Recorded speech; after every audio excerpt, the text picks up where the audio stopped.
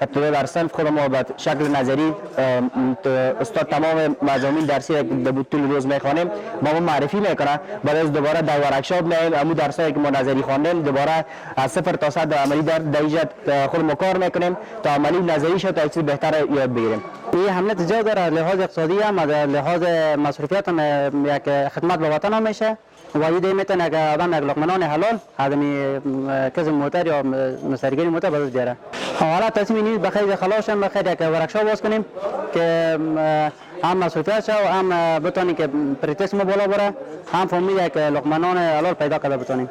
درس های ما که به شکل کلا به دو شکل می باشه، هم تئوری و هم نظری می باشه که تئوریش به اندازه فیصدی کمتر یعنی نیم ساعت درس تئوری یعنی نظری ما درس می باشه و بعدا عملی در سر موتورها میاین عملا کار میکنن و وسایل و ابزار و پرزجاتی که در تکنولوژی افغان وجود داره توسط از شاگردها بخش نظریه که خواندیم کلا تطبیقش در عملی در ورکشاپ انجام میده. تمام وسایل و ابزار و همچنان پرزجات و موتورهای فعال و هم مفعال و افکت وجود داره. از نگاه وسایل ورکشاپ و ابزار ورکشاپ ما کلا تکمیل هستیم و یک ورکشاپ مجهز می باشه و هر روزه از اینجا میایه موتورها که زیادتر میگیم موتورهای بزرگ می باشه لانکروزر و موتورهای 2000 و همچنان موتورهای بالا و آیلکس می باشه در اینجا ترمیم میشه. رشته مکانیکی رشته است، رشته فکر کنین دکتری است.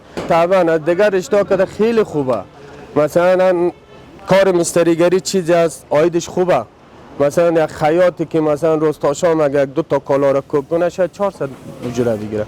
مثلا یک مستری که ماشین تا کنه یا مثلا یک انجین پاککاری کنه شاید 100 وقت بگیره 400 یا 500 میگیره. طبعا درآمدش هم خوب است.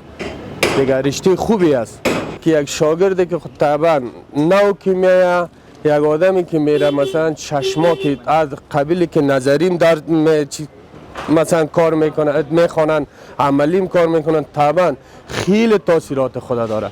یک شاگردی که مثلا نو میایه مثلا ما میگیم رنج 12 را بده او نمیفهمه رنج 12 چی است. اوی که 6 ماه درس خوانده یا مثلا نظری یا عملی کار کرده او به خیلی سهولت است برش مثلا احتیاط میکنه دست شوگار نشه. اوی که نمیفهمه کجا مرا ضرر میرسانه. مثلا یک کسی که 6 ماه مثلا درس بخونه یا نظری یا عملی کار کنه خود طبعا خیلی فایده خود داره. در اینستیتوت تکنولوژی افغان فعلا 11 رشته تحصیلی که نیاز مبرم بازار کار است تدریس صورت میگیره که 40% آن تئوری و 60% آن عملی است. از جمله رشته هایی که ما فعلا در اینستیتوت تکنولوژی افغان داریم رشته انتقال قدرت، رشته شاسی و کابین، رشته یا دیپارتمنت مثلا انجین موتر و همچنان گیربکس یا انتقال قدرت که میگیم. این 4 رشته است. 4 رشته در رشته برق داریم که تامینات برق است، همچنان انرژی قابل تجدید است، برق صنعتی است و دیجیتال یا الکترونیک است.